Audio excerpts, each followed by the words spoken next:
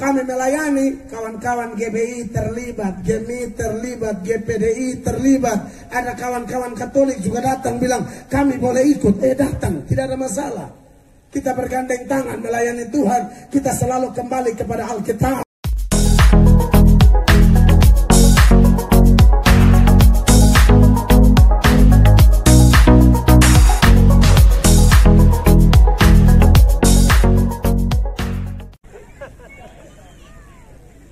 Mazmur 49 ayat 8 bilang begini Bapak Mama.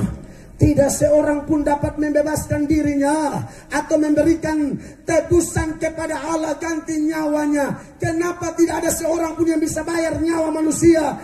Jangankan nyawa orang lain, nyawanya sendiri pun dia tidak mampu bayar.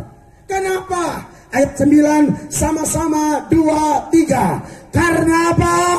Terlalu mahal harga pembebasan nyawanya dan tidak memadai untuk selama-lamanya.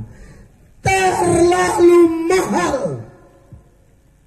Ada lagu rohani ya, terlalu mahal. Pokoknya betap nada ini agak miring, tapi itu lagu menarik sekali. Terlalu mahal darah Yesus.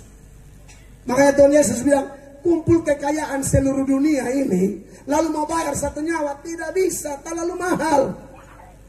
Matius pasal 16 ayatnya yang ke-26. Firman Allah berbunyi demikian. Apa gunanya seorang memperoleh seluruh dunia tetapi kehilangan nyawanya, dan apakah yang dapat diberikannya sebagai ganti nyawanya? Kumpul kekayaan alam seluruh dunia tidak bisa bayar satu nyawa.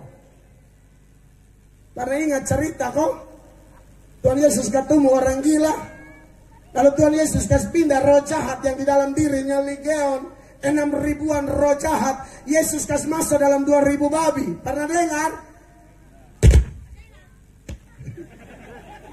Siapa yang lata di Rote Selatan? Maju mau foto bersama. Teo Sapan, Teo Tin.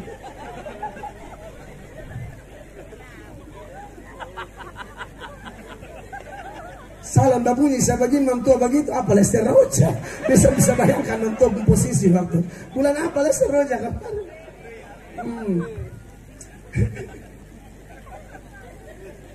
Bapak mama terkasih, perhatikan saya bahwa Yesus bisa kasih pindah roh jahat dari orang gila di dalam 2.000 babi. Babi satu ekor di rote berapa? Yang 100 kilo loh ya. 8 jutaan Pak Camat. 8 juta kali 2.000, 8 kali 2 16. Ya sekitar 16 M. Iya 16 miliar. Saya tidak bilang manusia punya harga 16 M. Hanya Anda lihat orang mengong. Ini gila berat ini. Tuhan Yesus rela korban, dan kalau kita seberangkan dalam konteks sekarang, kali babi itu keluarga mana punya misalnya. Saudara bisa bayangkan itu kan masalah besar. Dan dalam itu cerita ketika Yesus kasih pindah itu roh jahat ke dalam 2.000 babi, Yesus dapat mengomel gila-gilaan dari pemilik babi itu. Yesus rela karena mengomel hanya gara-gara harga jiwa satu orang mengong. Yesus selamatkan, pindahkan setan ke dalam babi-babi itu. Anda bisa bayangkan kalau babi itu babi saudara dan orang gila itu adalah keluarga saudara. Relakah Anda kehilangan 16 M hanya untuk keselamatan jiwa satu orang gila? Sebagai manusia berdosa tentu kita pikir kali bagi untung rugi. Kita akan berkata lebih mengong mati.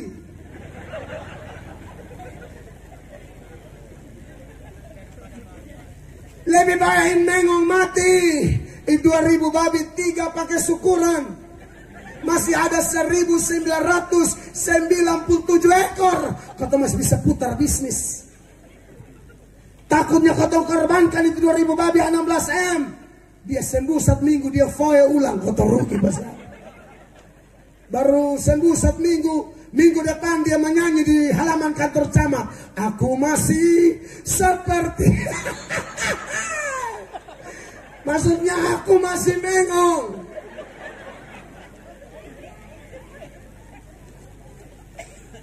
Saudara yang dikasihi Tuhan Yesus Kristus, hargamu, hargaku terlalu mahal.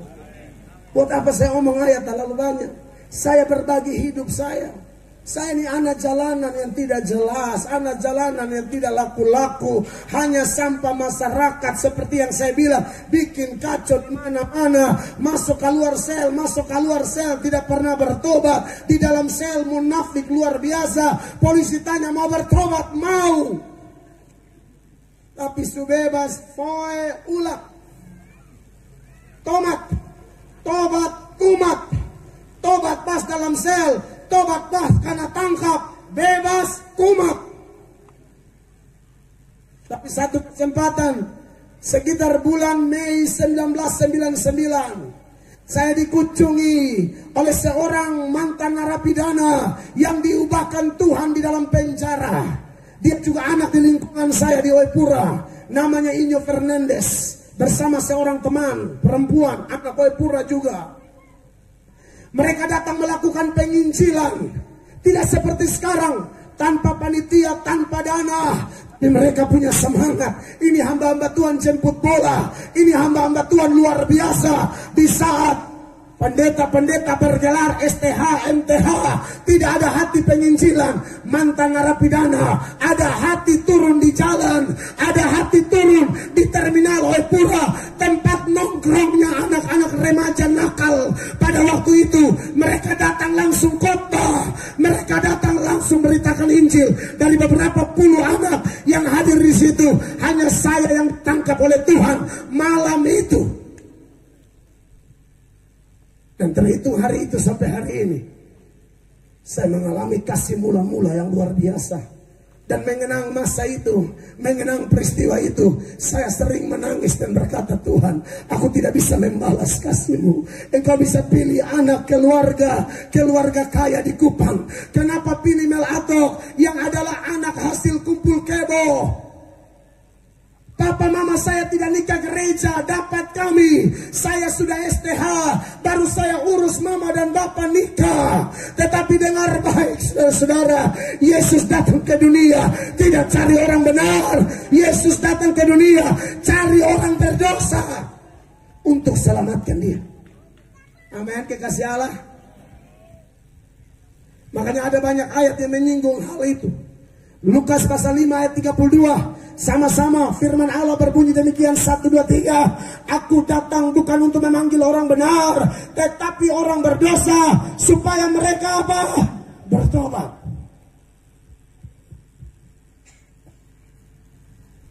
Kekasih-kekasih Allah, harga kita terlalu mahal. Amin, Bapak Mama. Harga kita tuh bayar kita pakai Yesus. Anda bisa bayangkan, hanya untuk bayar Anda dan saya harus pakai Allah sendiri yang jadi manusia. Makanya dalam 1 Petrus 1 ayat 18, 19, 18 saya minta jemaat baca. 1, 2, 3.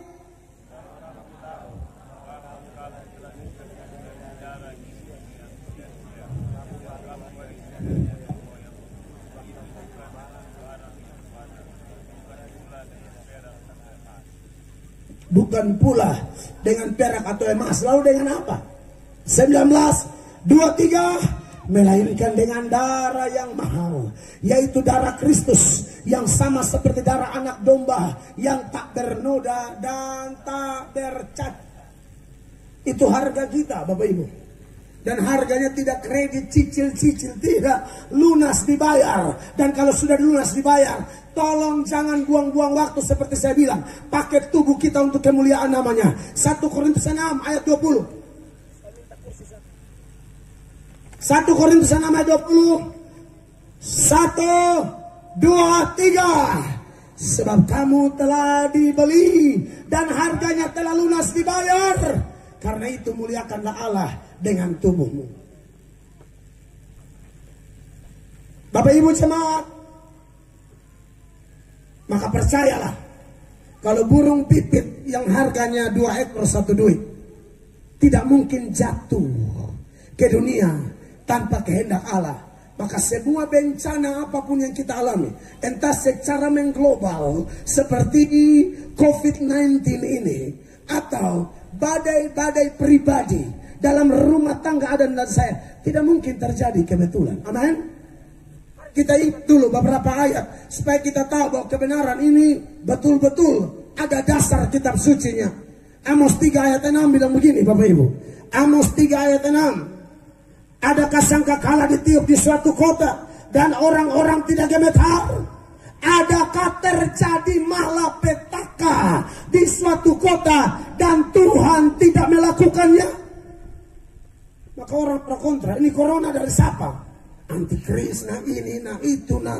Sampai pengajaran yang membingungkan. Orang tidak mau vaksin gara-gara video-video bohong. Hei, vaksin itu bukan antikris. Antikris itu bukan obat, bukan virus. Antikris itu orang. Hei, mana ada ayatnya antikris itu obat, vaksin itu obat, corona itu virus. Tolong cerdas belajar Alkitab. Makanya besok tuh ketemu seminar dengan tujuan mari kita tanya jawab, diskusi Alkitab. Jangan asal-asal ada video viral, asal nama pendeta besar trending di YouTube langsung kita telan bulat-bulat. Jangan begitu dong. Jadilah seperti jemaat Berea. Jemaat Berea itu karena mana Bapak Mama? Siapapun yang khotbah mereka tidak peduli. Mereka teliti baik-baik, mereka catat baik-baik, pulang mereka periksa kembali apakah sesuai Alkitab atau tidak. Ayat itu lebih banyak bilang nabi palsu daripada jemaat palsu. Kenapa nabi palsu? Karena ngomong, karena bicara. Amsal bilang dalam banyak bicara bisa salah, apalagi kalau tidak dipimpin roh. Amin. Mari kita lihat dulu Kisah Para Rasul pasal 17 ayat 11. Jemaat Tuhan dari berbagai gereja di Rote Selatan harus model kayak begini. Jangan asal dengar pendeta langsung pasti amin, amin. Padahal amin itu artinya sungguh-sungguh benar, bulat, pasti tidak meleset. Nah kalau orang khotbah meleset baru kita amin, kita mengamin kesesatan. Tidak boleh begitu. Mari perhatikan ayat ini. Orang-orang Yahudi di kota itu, kota yang dimaksud di sini kota Berea ya. Baca dari awal nanti saya hanya kutip ayat 17. Orang-orang Yahudi di kota itu lebih baik hatinya daripada orang-orang Yahudi di Tesalonika. Ya. Karena mereka menerima firman itu dengan segala kerelaan hati. Amin. Dan setiap hari mereka menyelidiki kitab suci untuk mengetahui apakah semuanya itu benar demikian. Ya, saudara-saudara. Jadi bukan hanya dengar khotbah. Bapak Ibu tahu ini ayat siapa yang khotbah, ini kasus Paulus yang khotbah. Bukan Pak Yusuf Paulus ya. Ini Paulus. Kalau Paulus di Alkitab saya dong periksa Om Yusuf khotbah. Itu lebih periksa lagi. Amin Om Yusuf. Nah. Paulus di Alkitab, Paulus yang itu, apalagi Paulus di Rote Selatan. Periksa. Ibrani 2 ayat 1, silakan baca. Karena itu, harus lebih teliti kita memperhatikan apa yang telah kita dengar, supaya kita jangan hanyut di bawah arus. Iya, kita harus memperhatikan, lebih teliti memperhatikan apa yang kita dengar, supaya jangan hanyut di bawah arus. Ya, maka Bapak Pendeta, hamba-hamba Tuhan yang ada di Rote Selatan, kalau jemaat saja dituntut teliti belajar begini, apalagi kita pendeta lagi, aduh itu harus lebih lagi. Amin Bapak Ibu. Saudara tahu kadang-kadang ada jemaat lebih teliti dari pendeta. Betul. Saya bisa buktikan. Satu kali ada pengkhotbah muda satu, keren, dia nama Apolos. Ada Om Apolos di sini. Semua di sini nama Alkitab semua. Masih Abraham, Yosua, dong semua ada di sini. Maju ke foto bersama Demel dulu.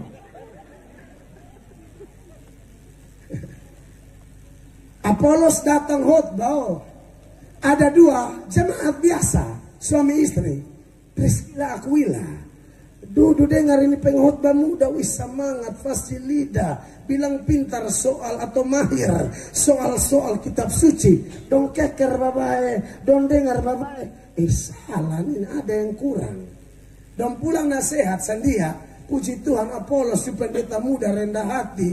Dengar orang pun nasihat. Yang nasihat pendeta siapa? Jemaat. Jadi tidak jaminan pendeta lebih pintar dari jemaat. Ada jemaat justru lebih teliti dari pendeta.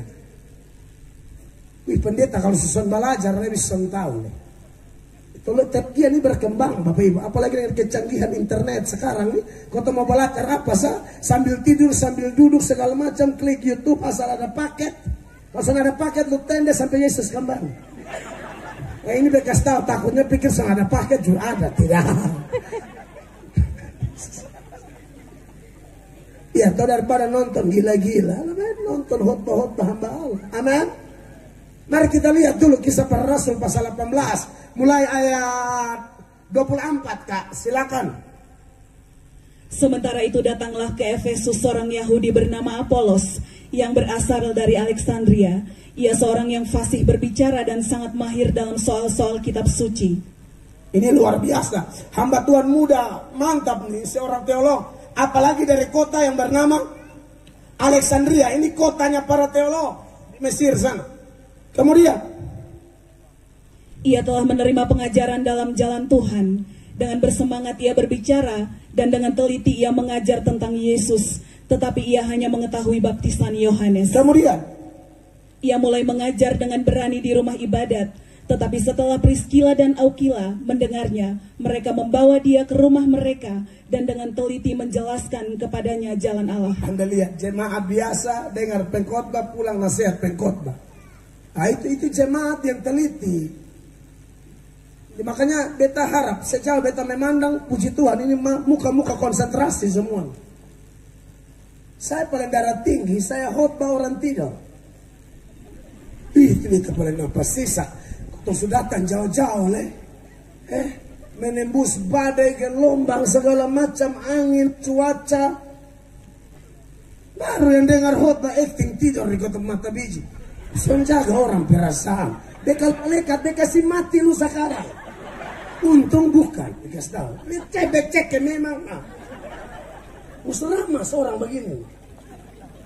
Orang lain, Nabi Amos bilang suatu saat orang menyeberang dari pulau yang satu ke pulau yang lain hanya cari firman sondapa, rote salatan dengar fare, labai konsentrasi berita utama yang meriah bagi Tuhan.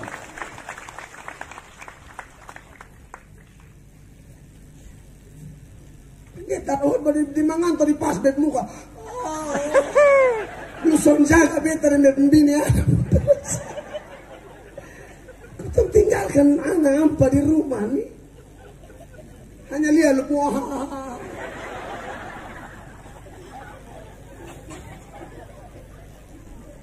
Maksudnya dari sini, puji Tuhan. Ini bekas tahu memang sebelum beta peduli dengan saudara pun kampung.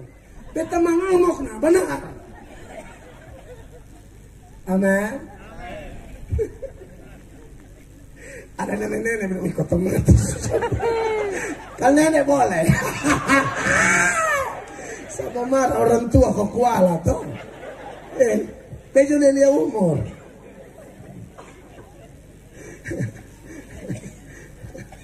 Bapak Ibu yang diberkati oleh Tuhan Yesus Kristus. Dan nanti kita baca terus, saya tidak tunjukkan lagi. Apolos lebih berguna. Makanya di wilayah pelayanan di Amazing Grace, kalau Anda ke Kupang, gereja yang dikenal dengan bengkelnya orang-orang berdosa, itu gereja Amazing Grace, gereja bidang jemaat Allah, jemaat Amazing Grace. Tapi kalau kami melayani, kawan-kawan GBI terlibat, GMI terlibat, GPDI terlibat, ada kawan-kawan Katolik juga datang bilang, kami boleh ikut, datang, tidak ada masalah. Kita bergandeng tangan melayani Tuhan. Kita selalu kembali kepada Alkitab. Kita back to the Bible. Firman Allah adalah di atas segala-galanya. Ada pujian rohani mengatakan, asal kau berdiri atas firman-Nya, aku berdiri atas firman-Nya. Kaulah saudaraku, kaulah sadari kita keluarga kerajaan Allah. Maka aku tak pandang dari gereja mana. Makanya tidak ada orang ke gereja di gereja saya, gereja Tuhan yang saya pimpin, lalu saya pujuk-pujuk jadi anggota. Tidak ada. Silakan tanya. Ibadat 3 kali penuh, saya tidak pernah bujuk. Tidak mau saya. Saya tidak mau orang terikat dengan melatok atau sinode atau organisasi. Dia harus terikat dengan Roh Kudus. Dia harus terikat dengan firman Allah. Dia harus terikat dengan kebenaran. Dan kebenaran itu yang memerdekakan dia. Orang terlalu beromong organisasi lupa tonjolkan Injil. Organisasi penting demi keteraturan, amin. Supaya mati jang gereja mau kurampas mayat.